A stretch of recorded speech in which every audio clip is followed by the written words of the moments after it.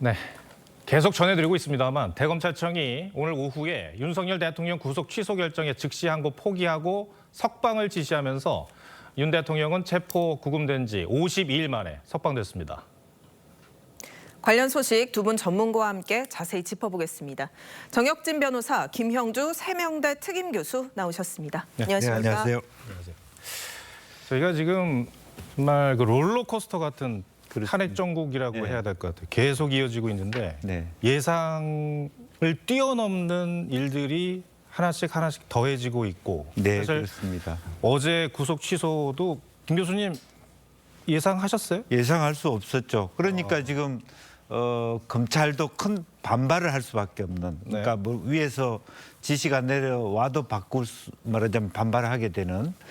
예를 들면 어떤 날짜로 계산했던 걸 시간으로 계산해서 그런 어떤 그 인권적 차원에서의 뭐 저런 태도를 보이니까 전혀 새로운 어떤 그 국면들로 변화가고 있는 것 그러니까요. 같습니다. 네. 그리고 어쨌든 현재로는 한편으로 보면 윤 대통령 지지자들은 큰 환영할 만한 일이 됐습니다만은 향후 전국에서 이것이 과연 어떤 윤 대통령 측과 여당에만 유리한 일인가 그런 부분은 또 다른 국면도 될 수 있는 것 같고 예. 또 헌재하고 어떻게 연관될 것이냐라는 부분도 재미있는 부분이 될 것 같습니다.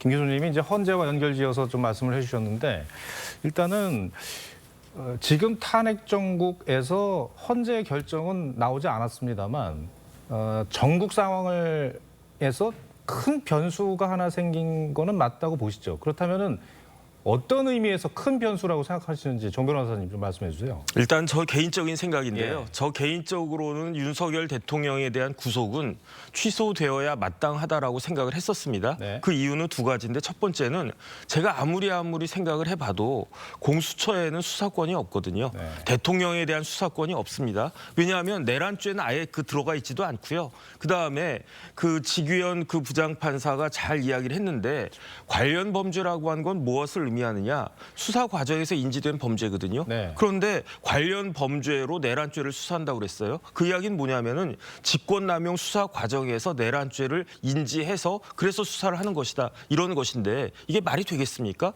그러니까 수사권이 없는 공수처가 저렇게 설치는 것에 대해서도 제가 봤을 때는 구속 취소가 마땅하다. 거기에다가 과연 열흘이라고 하는 10일이라고 하는 구속 기간 내에 기소가 된 것인가? 거기에 대해서도 의문이 있었는데 그럼에도 불구하고 저는 구속 취소에 대해서 자신할 수 없었거든요. 전혀 자신할 수 없었는데 그 이유는 무엇인가? 지금 공수처장이 오동훈 처장인데 오동훈 처장이 뭐 변호사 하던 사람입니까? 검사 하던 사람입니까?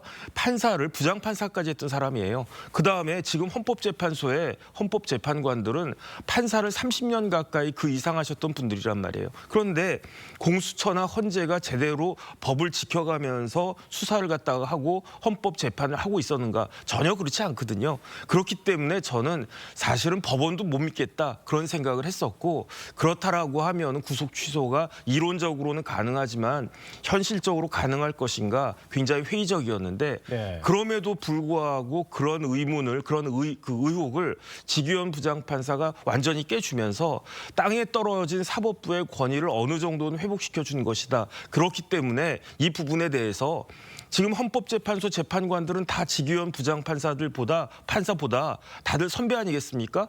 후배의 저런 모습에 움찔하면서 아주 부끄럽다라는 그런 생각을 갖다가 할 거고 그렇다라고 하면 적어도 몇 명의 헌법재판관들은 생각을 달리할 수도 있지 않을 것인가 그런 기대를 하게 된다는 의미에서 굉장히 큰 어제 그 파장이 있었던 것이 아닌가 싶습니다. 네. 네. 윤석열 대통령도 석방 직후에 낸 메시지에서 구속 취소 결정을 내린 재판부에 감사의 뜻을 표했습니다. 윤 대통령이 석방 직후에 이렇게 바로 메시지를 낼 것을 예상한 분은 많지 않으셨을 것 같은데 그렇습니다. 그 내용을 뭐 좀 요약해 보면 재판부에 대한 감사 그리고 지지층을 향한 메시지였던 것 같아요. 어떻게 들으셨습니까? 네, 그렇습니다. 사실은 이렇게 교도소를 나오면서 바로 가시지 않을까 그렇게 생각했는데 걸어서 한 100m를 나와서 정중하게 인사를 했고 또 어제 속보로는 어제부터 나왔습니다만은 속보 나오자마자 다 석방될 걸로 다른 사람들이 전문적인 걸 몰랐기 때문에 어제 밤부터 이틀 동안 계속 지지자들이 고생을 했잖아요. 사실은 오늘에야 나왔기 때문에 그런 데 대한 감사의 마음, 또 본인이 거기 가 계시는 동안 훨씬 더 많은 사람들이 더 많이 어떤 그 자기를 지지해 왔다라고 하는 또 그런 부분에 대한 감사의 마음이 있었을 것이라고 생각하고요.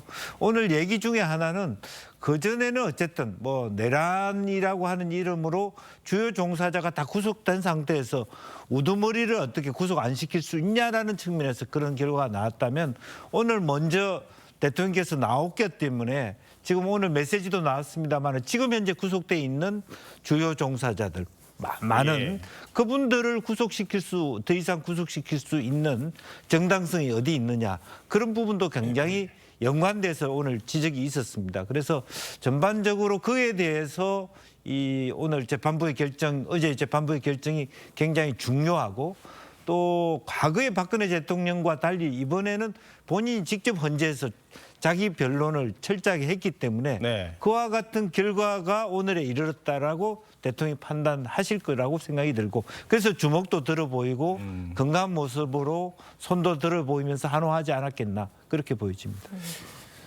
정 변호사님, 얼마 전까지만 해도 이제 헌재의 변론이라든가 모든 것이 이제 집중된 것이 헌재의 상황이었는데 이제 내일부터는 윤석열 대통령의 일거수일투족의 모든 시선이 쏠리게 될 상황이 됐습니다. 네네. 지금 이런 상황에서 지금 윤석열 대통령은 뭐 보석으로 표현한 것도 아니고 그냥 구속 취소에 의해서 나온 거잖아요. 물론 이제 대통령으로서의 직무는 정지가 됐습니다만 행위의 제약은 거의 없는 거 아닙니까?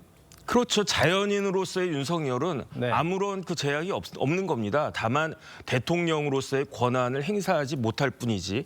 그런데 저는 윤석열 대통령이 지난 1월 15일인가요? 그때 체포가 됐을 때 예. 그럼에도 불구하고 1월 15일? 윤석열 예. 대통령은 그 당연히 석방될 수밖에 없을 것이다. 그 생각을 했었거든요. 왜 그러는가? 그 6개월이라고 하는 구속 기간이 있는데 그 구속 기간 내에 1심 판결이 나오는 것은 완전히 불가능한 겁니다. 그러니까 1월 15일에서 6개월을 더해봤자 얼마 되겠습니까? 7월 중순 정도 될 건데 제가 봤을 때는 제가 이런 구속 취소가 있을 거라고 예상을 못했을 때 예. 7월 초 정도에는 윤석열 대통령이 석방이 될 건데 근데 그때 어떤 조건으로 석방이 될 거냐? 보석으로 석방이 될 거거든요. 그런데 보석할 경우에는 이런저런 조건들이 붙는단 말이죠. 그래서 어쨌든 그런 조건이 있음에도 불구하고 석방은 될 것이다. 여기에 대해서는 뭐 100% 많은 그 법조인들이 예상을 했던 건데 그런데 이번엔 아예 구속이 취소가 됐단 말이에요. 그러니까 그런 제한이 없는 거고 제한이 없다고 하는 것도 중요하지만 더 중요한 건 뭐냐면요. 구속이 취소가 됐다라고 하는 거는 수사가 불법적이었다는 이야기거든요. 그러니까 대한민국의 현직 대통령을 수사기관이 막무가내로 불법적으로 감옥에 가둬놓았다는 이야기거든요. 그것도 50일 넘게. 이게 말이 되겠습니까? 여기에 대해서는요. 어마어마한 그 후폭풍이 있을 수밖에 없을 것이고 이 일과 관련된 공수처부터 해가지고 검찰청에 모든 관련된 사람들은 책임을 져야 될 것이다. 저는 그런 생각 듭니다. 변호사님, 그런데 법률가로서 좀 여쭙고 싶은 내용이 어쨌든 지금 24시간 넘게 구속 취소 결정이 내려진 이후에도 윤 대통령이 구금되어 있었고 네네. 대검 지휘부가 석방 지휘하라라고 지시를 했는데 특수본이 좀 반대해서 그 시간이 걸렸다는 점도 지금 다 보도가 되지 않았으니까 네네. 검찰 내부 분위기에서 이런 명령 불복종이라고 할까요? 이런 게 가능하다고 좀 보시는지. 이거는 법리적으로 굉장히 잘못된 겁니다. 왜 그러냐면은 구속 취소에 대해서는 형사소송법 93조에 그 규정이 있고요. 그다음에 이러한 그 구속 취소에 대해서 97조에 보면은 사항에 검사는 즉시 항고하여야 한다가 아니에요. 즉시 항고를 할 수 있다라고 되어 있단 말이죠. 그런데 헌법재판소 판례가 있습니다. 어떤 판례가 있냐면은 2012년도 판례인데 옛날에는요 이 똑같은 규정이 형사소송법 101조 3항이 있었어요. 그때 뭐와 관련된 것인가? 구속 집행 정지 결정을 법원에서 했을 때 검사가 즉시 항고할 수 있다라는 규정이 101조 3항에 있었거든요. 그런데 이것은 피고인들의 그 권리를 현저하게 피의자의 권리나 피고인의 권리를 현저하게 침해한 것이다 해가지고 위헌 결정이 나왔단 말이에요. 그런데 구속 집행정지에 대해서도 즉시항고가 위헌이라고 했는데 구속 취소에 대해서는 더 위헌이 아니겠습니까? 구속 취소가 더 중요한 겁니까? 구속 집행정지가 더 중요한 겁니까? 이거를 검사들이 모를 리가 없잖아요. 예. 그럼에도 불구하고 어떻게 즉시항고를 해야 된다라고 이야기하는지 그건 제가 말이 안 된다라고 생각을 하고요. 저는 박세현 고검장을 비롯한 이 특수본에서 자신들이 실수한 것을 어떻게든 면해 보려고 즉시항고를 하려고 했었던 것이 아닌가, 저는 그런 생각이 들고, 그렇기 때문에 더 큰 책임을 부담해야 될 것이다, 그런 생각 듭니다. 예, 윤석열 대통령의 향후 행보에 대해서도 다시 한번 전망을 해볼게요. 그래서 이제 윤 대통령이 관저에 지금 있습니다. 그리고 많은 정치인들, 여권 정치인들이 찾아갈 것으로 예상이 되고요. 그렇습니다. 이렇게 되면은 네. 이 상황이 윤석열 대통령을 중심으로 다시 뭐랄까 정치인들이 결집하는 그런 상황이 앞으로 벌어질까요? 그렇게 된다고 봐야 되겠죠. 네. 그렇다면 실제로 보다 중립지대에 있는 오세훈이나 네. 오세훈 시장님이나 한동훈 전 대표의 입지가 줄어들 가능성이 많다. 그렇게 보여지고, 다만 이제 탄핵의 결정에서 많이 또 갈라지겠죠. 인용이 됐을 경우는 대통령이 아무래도 어떤 이 분위기가 다시 조기 대선 분위기로 넘어가면서 미묘하게 달라질 수 있겠습니다만, 만에 하나라도 탄핵이 이제 기각이 됐을 경우는 대통령의 힘이 절대적으로 강해진다고 보여지고, 또 대통령께서 마지막 변론 때 말하자면 헌법 개헌 운동을 하겠다라고 하시면서 임기에 연연하지 않겠다고 했기 때문에, 만약 그런 상태라면 뭐 1년 반이든 임기 단축 개헌을 통해서 정리를 하든 뭐 앞으로 남은 임기를 하든 간에 대통령 중심의 어떤 구심점은 훨씬 더 커질 수밖에 없는 형국 아닌가, 그렇게 보여지고, 네. 그렇다면 뭐 실제로 탄핵이 만약 기각될 경우에는 조기 대선이 없어지는 거 아닙니까? 전략을 완전히 다시 짜야 될 것 같고, 그렇다면 결과적으로 이재명 대표의 2심 또 대법원 판결까지도 결과적으로 나고 윤 대통령이 그대로 재임할 수 있는 가능태도 생길 수 있는 부분이고요. 전혀 새로운 형태의 상황이 빚어질 수 있겠다, 그렇게 보여집니다. 이 윤 대통령의 석방과 헌재의 선고는 별개 문제입니까? 아니면 영향이 있는 겁니까? 영향이 있을 수밖에 없겠죠. 왜냐하면 헌법재판관들도 사람인데 네. 지금 제 생각에는요, 만약에 박근혜 전 대통령 때처럼 많은 사람들이 탄핵이 되어야 된다라고 생각을 했었다라고 하면 아무리 법리적으로는 다른 생각을 하고 있었다고 하더라도 8대0 나왔을 겁니다. 하지만 그렇지 않다라고 하고 오히려 그 기세가 그 탄핵에 반대해야 되고, 그다음에 제가 봤을 때 굉장히 중요한 역할을 한 교수님이 두 분 계세요. 첫 번째 누구냐? 중앙대학교의 이인호 교수님. 왜냐하면 그분이 40여 개 권한쟁의 결정에 결정적인 하자가 있었다. 청구인 적격이 잘못됐다. 그거를 이인호 교수님이 발견한 거 아니겠습니까? 더 중요한 역할을 한 것은 누구냐? 허영 교수님이거든요. 저도 허영 교수님 책 보고 공부했지만은 허영 교수님은 헌법에 있어서 빼놓을 수가 없는 그런 분이거든요. 그런데 허영 교수님이 10가지 이야기를 딱딱딱 들면서, 그러면서 이 재판은 제대로 된 재판이 아니기 때문에 각하되어야 된다라고 이야기를 하니까, 그러니까 많은 사람들이 그 부분을 인정하지 않을 수가 없었단 말이죠. 그러니까 그러던 차에 이번에 지규현 부장판사가 공수처의 그 수사가 잘못된 것이다라고 하는 거를 자세하게 밝혔단 말이에요. 네. 저도 재판부 설명 자료 봤는데 단순히 시간 계산만 잘못했다, 그게 아니고 공수처에게 수사권이 없다라는 강한 뉘앙스를 풍겼단 말이죠. 그런데 지금 윤석열 대통령에 대한 헌법재판소 재판과 관련해가지고 가장 유력한 증거가 뭡니까? 그거는 수사 기록이잖아요. 그런데 제가 봤을 때 그 수사 기록은 헌법재판소법 32조를 위반해서 취득한 그런 수사 기록이고요. 이게 형사재판이라고 하면 제가 봤을 때는요, 이거는 위법 수집 증거이기 때문에 이걸로만 봐도 각하될 사유가 굉장히 많을 것이다. 이런 것들이 하나 이렇게 되면은, 그렇다라고 하면 적어도 보수적인 보수적인 성향의 재판관들은 이게 과연 이게 인용이 되어야 할 그런 재판인가? 그렇지 않다라고 하는 것에 대해서 생각하고 그다음에 어느 정도는 그 마음이 기울 수도 있는 아주 큰 역할을 할 수도 있는 것이 아닌가 저는 그런 생각이 듭니다. 네. 네.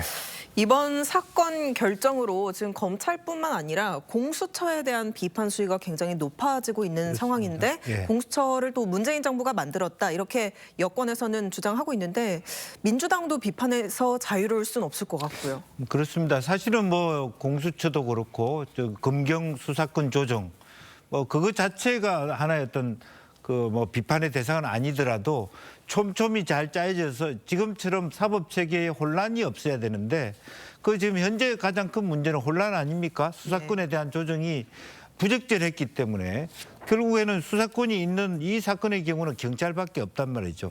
경찰밖에 없으면 경찰이 주도할 수 있도록 해줘야 되는데 왜 무리하게 공수처가 주도하면서 가져와서 결과적으로 이런 사단을 만들었냐라고 하면 방금 질문하신 것처럼 사실은 문재인 대통령, 조국 전 장관의 책임이 저는 크다고 봅니다. 그리고 그런데다 공수처장이 최근에 여러 가지 어떤 뭐 영장 쇼핑과 관련해서 혹은 뭐 거짓말 여부까지 나왔기 때문에 공수처가 지탱할 수 있는 그런 어떤 한계를 뛰어넘었다고 봐요. 네, 그래서 어쨌든 됐든 다음 정부에 있어서는 공수처를 그냥 둘 것이냐 말 것이냐 존폐의 문제까지 갈 수밖에 없는 지경에 와 있다라는 생각이 들고요.